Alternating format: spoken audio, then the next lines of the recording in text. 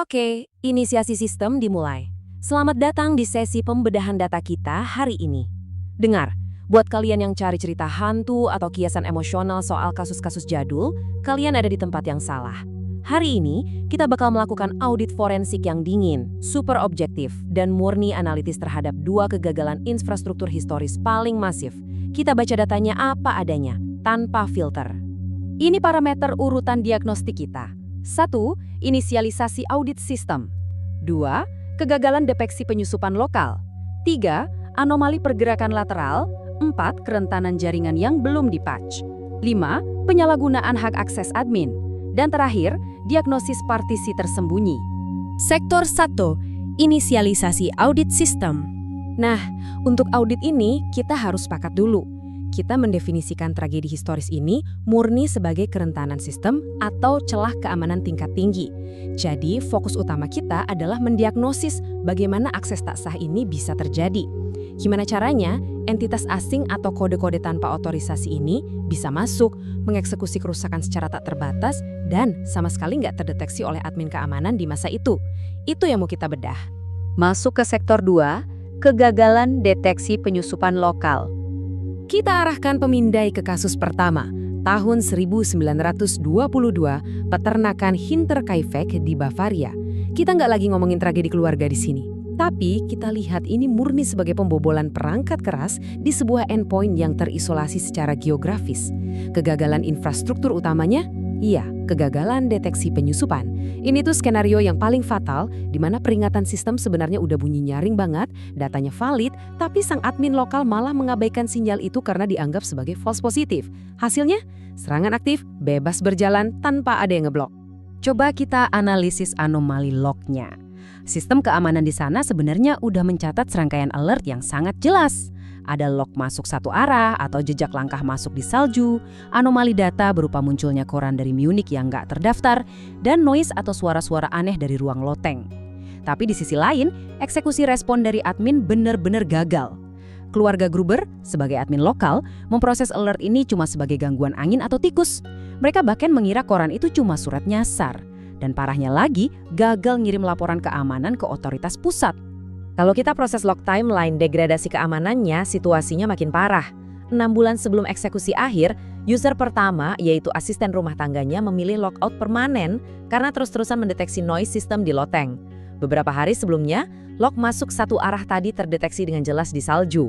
Terus, puncaknya di tanggal 31 Maret 1922, malware ini mengeksekusi payload destruktifnya secara brutal pakai hardware berupa beliung. Dan karena jaringan mereka terisolasi, sistem pusat baru sadar kalau 6 node atau anggota keluarga ini udah berstatus offline 4 hari kemudian, tepatnya di tanggal 4 April.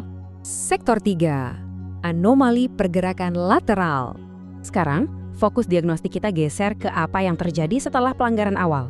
Bayangin firewall lokal udah runtuh dan seluruh jaringan udah terkompromi. Dalam keamanan cyber, manuver ini kita sebut sebagai pergerakan lateral. Jadi, setelah intrusi pertamanya sukses, ancaman ini nggak langsung cabut. Dia cari cara untuk mempertahankan eksistensinya. Waktu diam atau dwell time yang panjang ini kasih kesempatan buat si penyusup memetakan arsitektur jaringan secara internal dan mengeksploitasi sistem sesuai kebutuhan energi mereka. Berdasarkan data pasca pelanggaran dari Hinterkaifeck, ini adalah eksekusi pergerakan lateral yang absolut. Pelakunya nggak logout setelah ngehack sistem, mereka malah memperpanjang dwell time dengan sembunyi di loteng selama 3 hari penuh. Selama itu, mereka bergerak secara lateral, ngabisin pasokan data internal rumah tangga, kayak makan stok roti dan motong daging dari dapur. Yang gila, mereka bahkan masih berinteraksi sama aset periferal alias ngasih makan ternak secara teratur, plus manfaatin perapian buat jaga persediaan energi mereka. Semuanya dieksekusi dengan santai sementara node-node utama tergeletak hancur di sekeliling mereka. Lanjut ke sektor 4, kerentanan jaringan yang belum dipatch. Oke, sekarang kita eskalasi protokol audit ini dari pelanggaran endpoint lokal ke kegagalan jaringan level makro. Kita geser koordinat ke London, musim gugur tahun 1888. Kita mulai buka file anomali Whitechapel. 80.000. Tolong perhatikan baik-baik metrik kepadatan data ekstrim ini. Ini adalah jumlah entitas yang dijejalkan ke dalam jaringan Whitechapel. 80.000 user beroperasi di satu ruang server fisik yang udah membusuk, minim energi, dan yang paling kritis, jaringan ini sama sekali belum pernah di-patch atau dapat pembaruan protokol sosial dari sistem pusat. Bisa dibilang, Whitechapel pada masa itu adalah wujud fisik dari unpatched network. kemiskinan absolut, dan nolnya arsitektur keamanan di sana nyiptain ekivalen fisik dari sebuah dark web. Labirin gang-gang gelap ini jadi lingkungan operasi yang super optimal buat kode anomali manapun untuk ngeeksploitasi node-node yang paling rentan dengan bebas. Coba kita cek metrik kecepatan pemrosesan ancaman historis ini, 45 menit. Itu adalah satu-satunya interval waktu pergerakan lateral antara pembobolan pada sistem Elizabeth Stride dan sistem Catherine Eddowes di malam yang sama. Tingkat efisiensi spasial secepat ini cuma bisa berarti satu hal logis. Sang penyerang punya pemahaman admin level dewa soal arsitektur jaringan geografis di Whitechapel. Dia tahu persis rute bypass-nya. Sektor 5. Penyalahgunaan hak akses admin. Di fase ini, kita bakal membedah sebuah error administratif kelas berat. Kegagalan internal yang secara permanen mengunci data forensik dan ngehancurin integritas audit kasus Whitechapel. Dalam literatur siber, kita sebut ini privilege account abuse. Ini adalah skenario terburuk.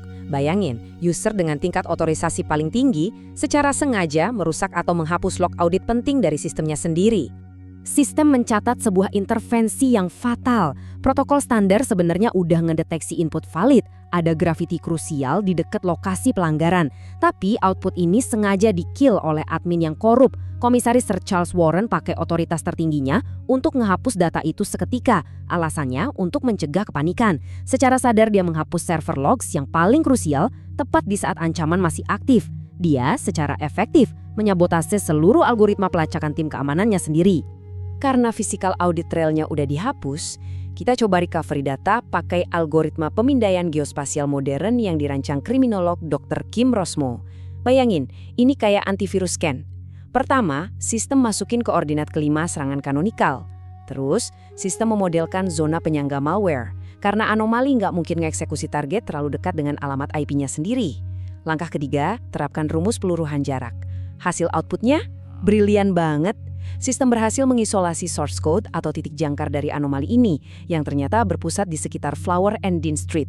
Kalau kita bandingin profil ancamannya, klasifikasinya beda jauh. Montague John Ruitt itu punya arsitektur stealth malware. Dia pakai enkripsi yang super tebal, yaitu penyamaran status sosial elit.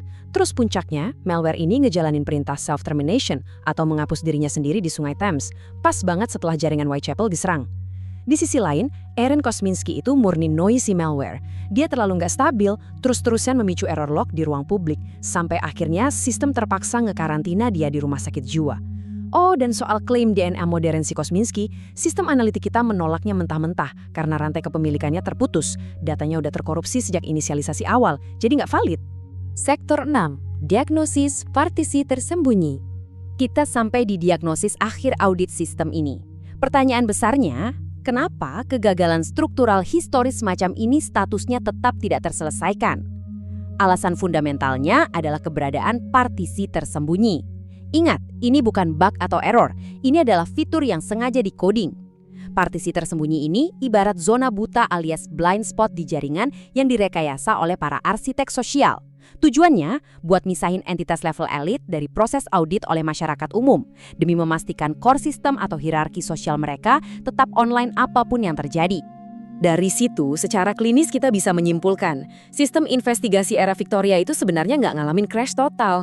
Justru sebaliknya, para admin keamanan mereka membuat keputusan operasional yang disengaja. Mereka ngeblokir akses ke direktori tertentu dan ngebiarin file bukti dihancurkan, murni untuk melindungi user-user VIP dari radar investigasi. Sistemnya nggak gagal, sistemnya secara sukses mengeksekusi protokol untuk memprioritaskan stabilitas di atas transparansi. Data dari kegagalan historis ini udah selesai kita proses. Tapi, hasil kompilasi ini nyisain satu peringatan firewall buat kalian di era modern.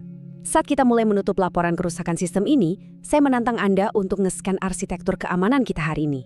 Apakah struktur administratif yang kita pakai sekarang masih ngeran partisi-partisi tersembunyi ini? Apakah backdoor sosial itu masih aktif ngelindungin user tingkat tinggi demi mempertahankan yang namanya stabilitas sistem? Coba kalian jalankan diagnostik itu sendiri. Laporan audit selesai, sistem log off.